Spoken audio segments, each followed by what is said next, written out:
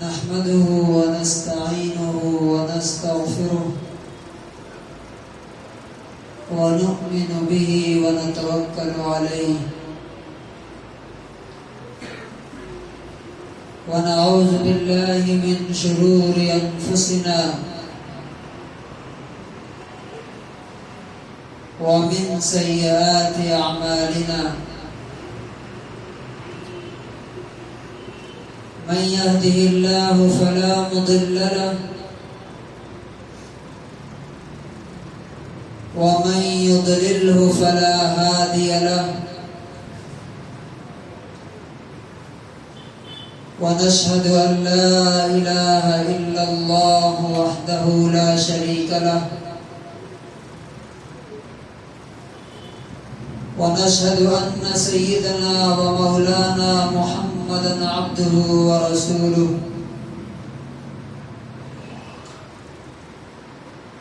أما بعد فأعوذ بالله من الشيطان الرجيم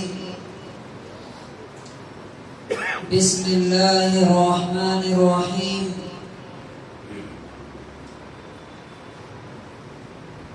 إن الذين توفاهم الملائكة ظالمي أنفسهم قالوا فيم كنتم قالوا كنا مستضعفين في الأرض قالوا ألم تكن أرض الله واسعة فتهاجروا فيها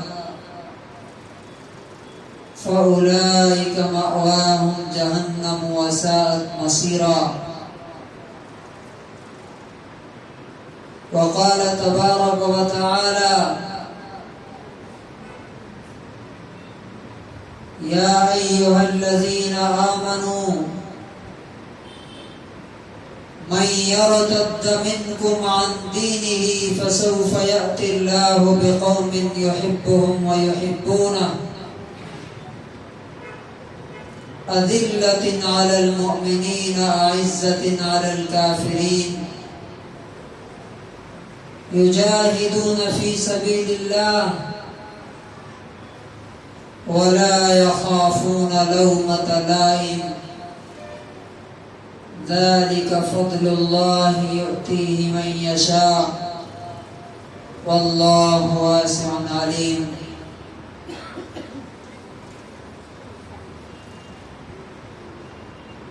ہر قسم کی تعریف اور حمد و ثنا،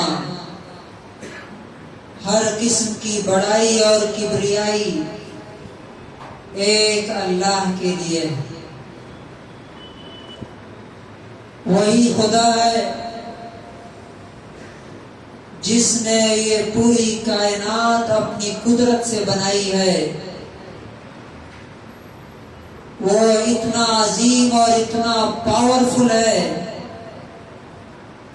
کہ اپنی طاقت اور قدرت کے بارے میں فرماتا ہے کہ قیامت کے دن تم دیکھو گے وَالْأَرْضُ جَمِيعًا قَبْضَتُهُ يَوْمَ الْقِيَامَةِ، پوری دنیا قیامت کے دن اس کی مٹھی میں ہوگی. وَالسَّمَاوَاتُ مَطْوِيَّاتٌ بِيَمِينِهِ،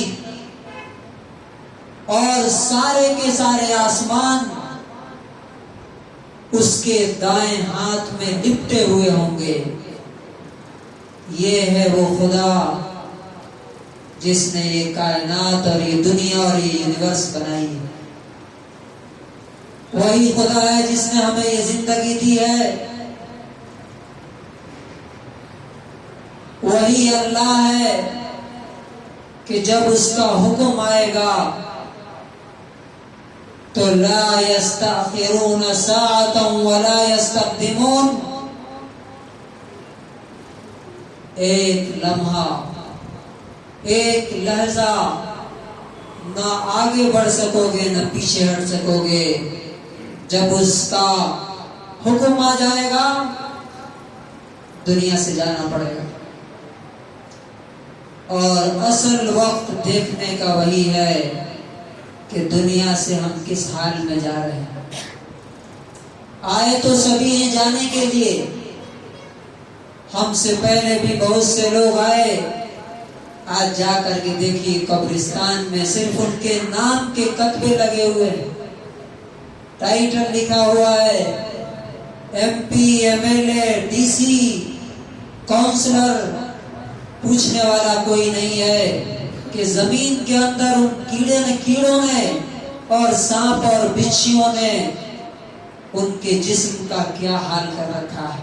کوئی نہیں جانتا ان کے بارے میں، صرف اللہ جانتا ہے کہ آج وہ اپنی قبروں میں کس حال میں پڑے ہوئے ہیں۔ یہ دنیا جس کے بارے میں اللہ تعالیٰ نے متاع الغرور کہا ہے کہ دھوکہ دینے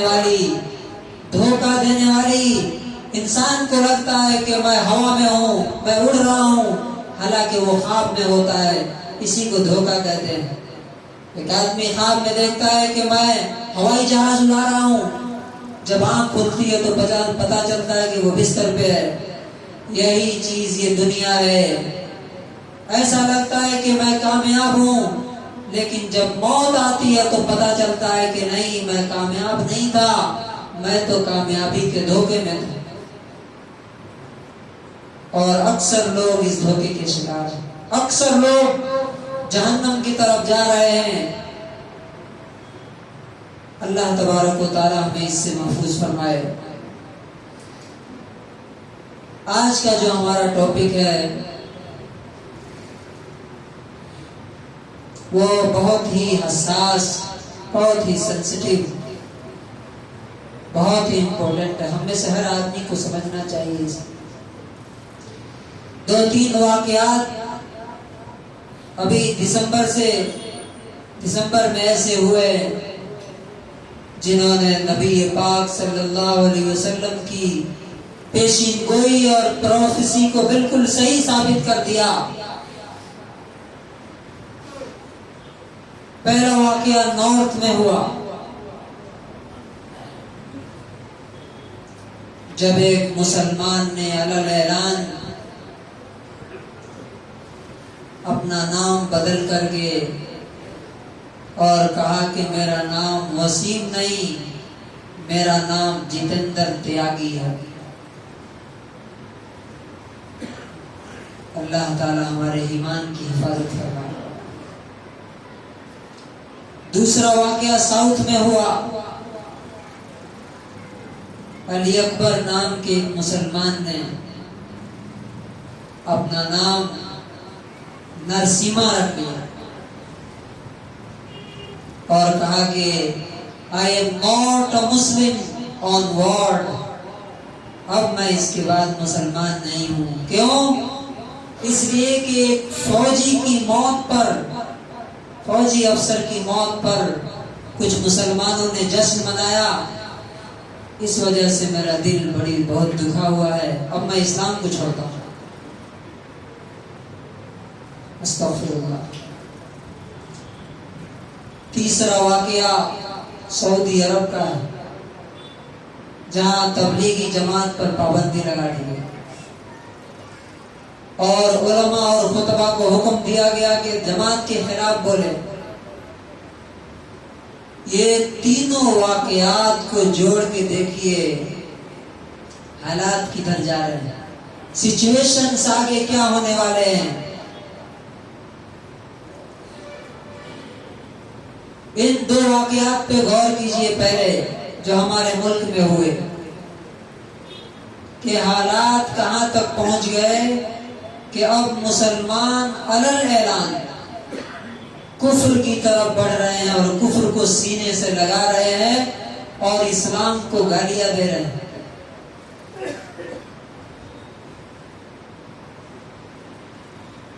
اس سلسلے میں پچھلے ہفتے جو میں نے بات کہی تھی وہ یاد رکھیے کہ اگر اسلام اور ایمان کی حفاظت کرنی ہے تو آپ دیکھیے کہ ہمارا سرکل، ہماری جو کمپنی ہے وہ کیسی ہے۔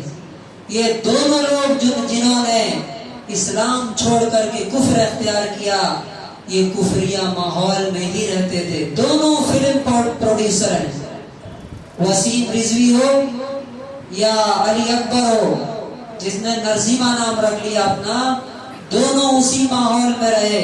اور آپ کو پتا ہے کہ جب ایک آدمی گندے ماحول میں رہتا ہے, یہ کوڑا لے جانے والوں کو آپ لوگ دیکھتے ہوں گے, گاڑی پہ جو کوڑا اٹھاتے ہیں ان کو دیکھا ہوگا. ہم کوڑا پھینکنے جاتے ہیں وہاں تو بدبو سے اپنی ناک بند کر لیتے ہیں نا,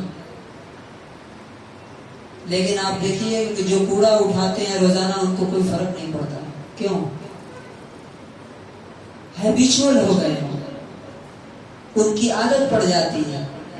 تو جس ماحول میں آپ رہیں گے اس ماحول میں آپ ڈھل جائیں گے.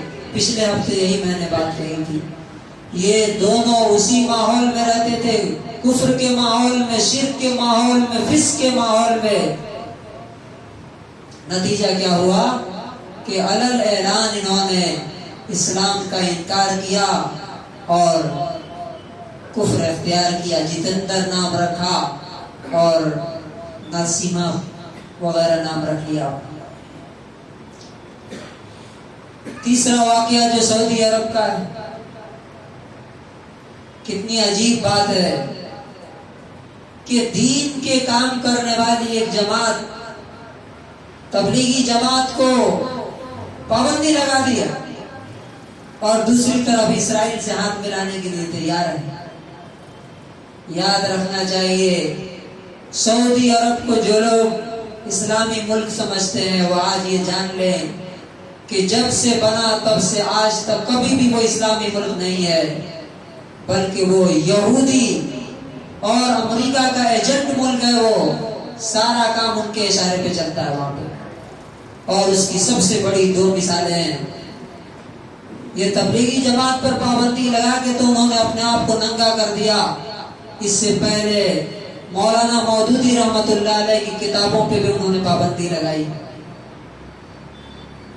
اس سے پہلے انہوں نے دنیا کی جو سب سے بہترین اسلامی جماعت تھی, اخوان المسلمین مصر کی جماعت, جنہوں نے عرب دنیا میں نوجوانوں کو صحیح راہ پہ لانے کے لیے اپنی جانوں کی قربانیاں دی, ان پر وہ پابندی لگا چکے ہیں. ان کو دہشت گرد کہتے ہیں. وہ حماس کی جو تنظیم ہے جو فلسطین میں یہودیوں سے لڑ رہی ہے, ان کو انہوں نے کہا کہ یہ دہشت گرد ہے. یہ کبھی بھی اسلامی کنٹری نہیں تھی, ہمیشہ سے یہ شیطانی کنٹری ہے. ہم اس کا احترام, اس سرزمین کا احترام کرتے ہیں, کعبے کا احترام کرتے ہیں, مکہ اور مدینہ کا احترام کرتے ہیں, لیکن جو گورنمنٹ ہے, جو حکومت ہے, وہ ٹوٹلی اس کا کعبہ اور قبلہ اللہ کا گھر نہیں ہے بلکہ امریکہ اور نیو یارک ہے. اس کی دو سب سے بڑی مثالیں ہیں. اسلام جو نظام, جو سسٹم دیتا ہے حکومت کا, وہ ہے خلافت کا نظام. خلافت جس میں ایک مسلمان ایک خلیفہ چنتے ہیں اور وہ قرآن اور سنت کے مطابق حکومت کرتا ہے. انہوں نے حکومت کو اپنا غلام بنا کے رکھا ہے, لوڈی ہے, بادشاہ. دیکھیے کنگ ان کو کہا جاتا ہے, کنگ. کنگ کس کا لقب ہے؟ هو اللہ الذی لا الہ الا هو الملک القدوس ملک. کنگ اس کا نام ہے. قرآن کریم جو چھپا ہے یہاں پہ ہوگا کہیں, دیکھیے یہاں پہ لکھا ہے کنگ فہد. کنگ کون ہے؟ اللہ تعالیٰ ہے, باقی سارے کے سارے غلام ہیں. یہ اپنے آپ کو کنگ کہتے ہیں. اور دوسری جو سب سے بڑی چیز ہے, اسلامی حکومت میں اس ملک کے سارے ریسورسز پبلک کے ہوتے ہیں. انہوں نے عرب کی پوری دولت, پورا پیٹرو ڈالر کو اپنے جیب میں رکھا ہوا ہے اور اس سے عیاشیاں کرتے ہیں. تو انہوں نے جو تبلیغی جماعت پہ پابندی لگائی ہے یہ بالکل غلط اور ناجائز ہے, اور عنقریب ان سارے جرائم کا بدلہ اللہ تعالیٰ ان کو عطا فرمائے گا. یہ تینوں واقعات چاہے وسیم رضوی کے کفر کا ہو یا کیرلا کے علی اکبر کے کفر کا ہو یا سعودی عرب کے ہو، یہ بتا رہے ہیں کہ حالات کدھر جا رہے ہیں۔ نبی صلی اللہ علیہ وسلم نے فرمایا تھا ہمیں خاص طور سے آنکھ کھول کر کے سننا چاہیے، کان کھول کر کے۔ بخاری کی حدیث ہے 7068 نمبر حدیث ہے، آپ صلی اللہ علیہ وسلم نے فرمایا تھا لا یأتی علیکم زمان الا والذی بعدہ شر منہ۔ اے لوگو، تم پر جو زمانہ آئے گا، تم پر جو زمانہ آئے گا وہ اپنے سے پہلے سے زیادہ برا ہوگا۔ یعنی 2020 جیسا تھا 2021 اس سے برا ہوگا، اور 2021 جیسا ہے اس سے زیادہ برا 2022 ہوگا۔ یہ کس نے کہا؟ نبی پاک صلی اللہ علیہ وسلم نے۔ اور اسی میں فرمایا تھا اصبروا، تم دین پر جمے رہنا، ہٹنا نہیں، بزدل مت بننا، کمزوری مت دکھانا۔ دوسری حدیث ہے ترمذی کی،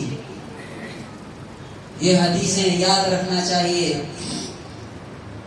اور اپنے بچوں کو بھی سنانا چاہیے تاکہ آگے آنے والے حالات کے لیے تیار رہیں۔ ترمذی کی 226 نمبر حدیث ہے، آپ صلی اللہ علیہ وسلم فرماتے ہیں یأتی علی الناس زمان، لوگوں تم پر ایک ایسا وقت آنے والا ہے الصابر فیہم علی دینہ، جس میں اپنے دین پر قائم رہنے والا، اپنے دین پر عمل کرنے والا ایسا ہوگا کالقابض علی الجمر، جیسا کہ انگار ہاتھ میں اٹھانے والا۔ انگار ہاتھ میں اٹھانا آسان ہے کیا؟ آگ کو ہاتھ میں لے لینا آسان کام ہے؟ آسان نہیں۔ نبی صلی اللہ علیہ وسلم نے فرمایا کہ ایک وقت آنے والا ہے جس میں دین پر چلنا اپنے ہاتھ میں انگار لینے کی طرح ہوگا۔ تو نتیجہ کیا ہوگا؟ مین بات اب ہے، جو لوگ سو رہے ہیں تھوڑا آنکھ کھولیں۔ ہاتھ میں انگار لینے کے بعد کیا ہوتا ہے؟ ایک تو کوئی آدمی اٹھاتا نہیں ہاتھ میں انگار، اور اگر کوئی رکھ بھی دے تو کیا کرتا ہے؟ چھوڑ دیتا ہے، فوراً گرا دیتا ہے۔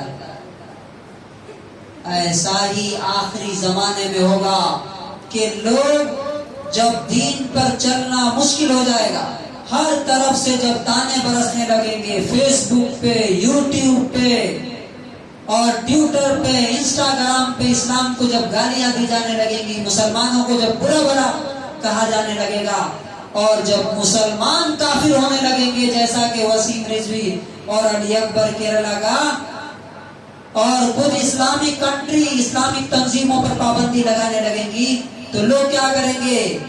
اسلام سے دور بھاگنے لگیں گے، اسلام کو بیچ ڈالیں گے۔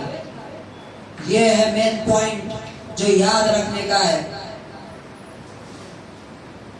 مسلم کی حدیث نمبر 118 نمبر حدیث ہے کہ جب حالات بگڑیں گے، پریشر جب پڑے گا حکومت کی طرف سے، سماج کی طرف سے، تو لوگ دین چھوڑنے لگیں گے، جیسا کہ ہاتھ میں انگار اٹھانا مشکل ہوگا۔ آپ صلی اللہ علیہ وسلم فرماتے ہیں بادروا بالاعمال فتنا، لوگوں فتنوں کے آنے سے پہلے پہلے نیکیاں جمع کر لو، جلدی کرو، اچھے کام کر لو۔ کیوں؟ فتنے آ رہے ہیں، ٹرائلز اینڈ ٹیسٹ کیا ہوگا، کیسے فتنے ہوں گے وہ، کقطع اللیل المظلم، جیسے رات، تاریک رات، ڈارک نائٹ، اس کے ٹکڑے۔ آپ دیکھیں جب رات کالی ہوتی ہے، اندھیری ہوتی ہے تو کیا ہوتا ہے، شروع رات میں تھوڑا اندھیرا رہتا ہے، کچھ ہاتھ نظر آتا ہے، جب اور رات گزرتی ہے عشاء کے بعد تو تھوڑی دور کی چیزیں نظر نہیں آتی، جب اور رات ہوتی ہے تو اپنا ہاتھ نظر نہیں آتا، راستہ نظر نہیں آتا۔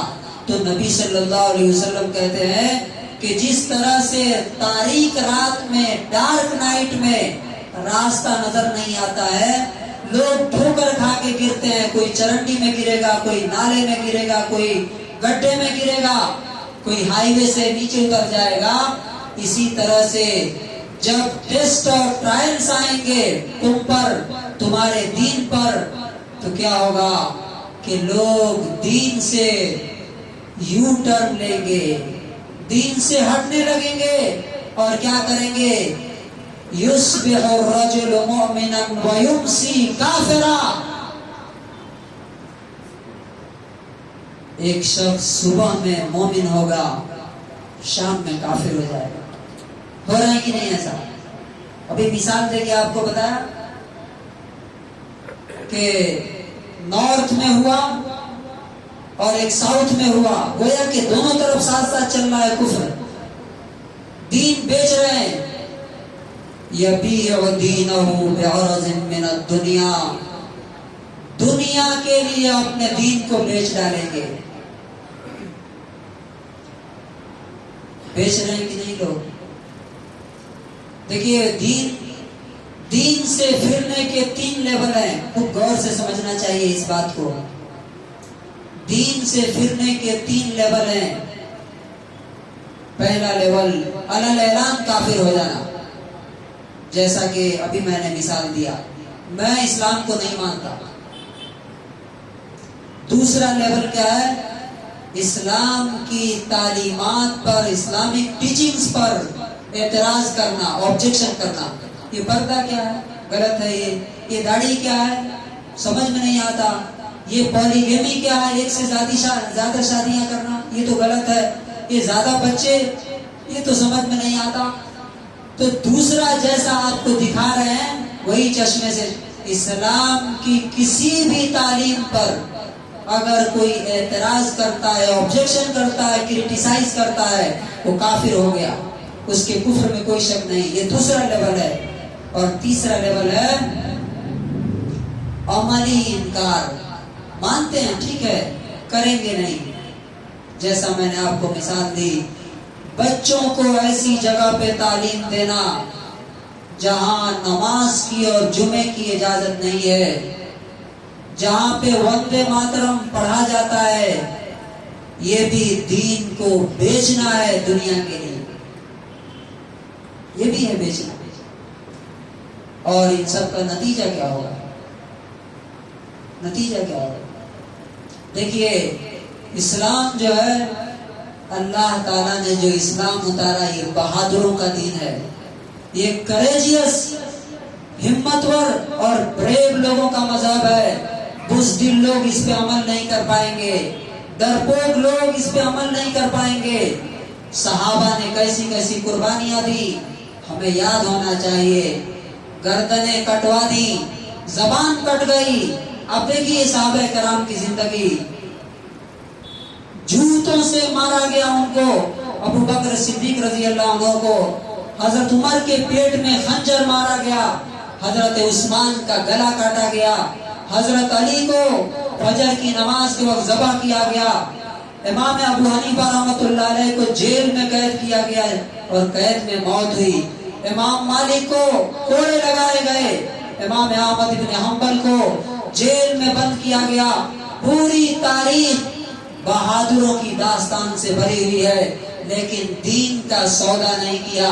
دین کا سودا آج ہم کر رہے ہیں، اور اگر ایسا کیا، دین کے کسی بھی حکم کو چھوڑا دنیا کے کسی نفع اور نقصان کے لیے، تو آیت سنیے، اللہ تعالیٰ فرماتا ہے سورہ مائدہ آیت نمبر 97، سورہ نساء آیت نمبر 97، ان الذین توفاہم الملائکۃ ظالمی انفسہم، بے شک وہ لوگ جن کی روح فرشتے اس حال میں قبض کرتے ہیں کہ وہ اپنے آپ پر ظلم کر رہے ہوتے ہیں۔ کس طرح؟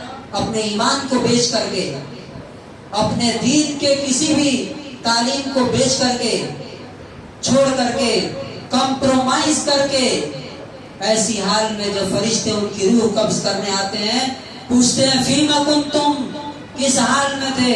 کہتے ہیں کننا مستضعفین فی الارض، زمین میں ہم بہت کمزور تھے، مجبور تھے۔ ابھی لوگ کہتے ہیں نا کیا کریں صاحب، حالات ہی ایسے ہیں، کہاں پڑھائیں پھر بچوں کو، کیا کریں؟ یہ سب مجبوروں اور کمزوروں کی بات ہے۔ لوگوں نے جانے دی، ابھی ہم اپنا مفاد نہیں قربان کر سکتے، انٹرسٹ ہمارا مشکل ہو گیا۔ تو فرشتے کہتے ہیں الم تکن ارض اللہ واسعۃ فتہاجروا فیہا، کیا اللہ کی زمین وسیع اور بڑی نہیں تھی کہ اگر تمہیں ٹکور میں جینا مشکل تھا تو کہیں اور جا کے رہتے، کہیں اور جا کے رہتے۔ اس آیت کی تفسیر میں مفسرین لکھتے ہیں کہ جس جگہ پہ دین پر عمل کرنا مشکل ہو جائے اس جگہ کو چھوڑ دینا واجب ہے۔ دین پر عمل کرنا جہاں مشکل ہو اس جگہ کو چھوڑ دو، اس اسکول کو چھوڑو، اس سماج کو چھوڑو، ایسی جگہ جاؤ جہاں پہ دین پہ عمل کر سکتے ہو۔ تو کہتے ہیں فَأُولَٰئِکَ مَأْوَاهُمْ جَهَنَّمُ، یہ لوگ جنہوں نے دین کا سودا کیا ان کا ٹھکانہ جہنم کی آگ ہوگی۔ اور ان کی یہ دلیل اللہ تعالیٰ ایکسپٹ نہیں کرے گا کہ ہم کمزور تھے۔ مسلمان کبھی کمزور نہیں ہوتا، مومن کبھی بزدل نہیں ہو سکتا۔ ایمان تو طاقت کا نام ہے، ایمان اسی بات کا نام ہے کہ لہو ملک السماوات والارض، ہم اس خدا کو مانتے ہیں جس کی مٹھی میں آسمان و زمین کی ساری طاقتیں ہیں، وہ کبھی کمزور ہوگا؟ آخری بات یہ ہے کہ دین سے لوگ پھر رہے ہیں، واپس ہو رہے ہیں، کمپرومائز کر رہے ہیں، اور بہرحال موت آنے والی ہے۔ ان کی بھی موت آئے گی، جو دین پہ چل رہے ہیں ان کی بھی موت آئے گی، لیکن دونوں کی موت الگ الگ انداز میں ہوگی۔ وہ قرآن میں حدیث میں لکھا ہوا ہے، پڑھیے۔ ابھی کے فتنوں کا مقابلہ صرف ایک چیز سے کیا جا سکتا ہے۔ میں نے آپ کو مثال دیا، چاہے وہ وسیم رضوی کے کفر کا ہو، یا علی اکبر کا، کیرلا کے علی اکبر کا ہو، یا سعودی عرب میں تبلیغی جماعت پر پابندی کا ہو، جو بھی حالات ہیں ان سب کا مقابلہ کرنے کے لیے ہمیں اللہ کی کتاب قرآن مجید کو اپنے ہاتھ میں پکڑنا ہوگا۔ ان ھذا القرآن یہدی للتی ہی اقوم، یہی قرآن ہم کو سیدھا راستہ دکھاتا ہے۔ اللہ تبارک و تعالی ہمیں جب تک زندہ رکھے دین پر اور ایمان پر قائم رکھے، اور ہماری موت کلمے کے ساتھ آئے۔ بارک اللہ لنا ولکم فی القرآن العظیم۔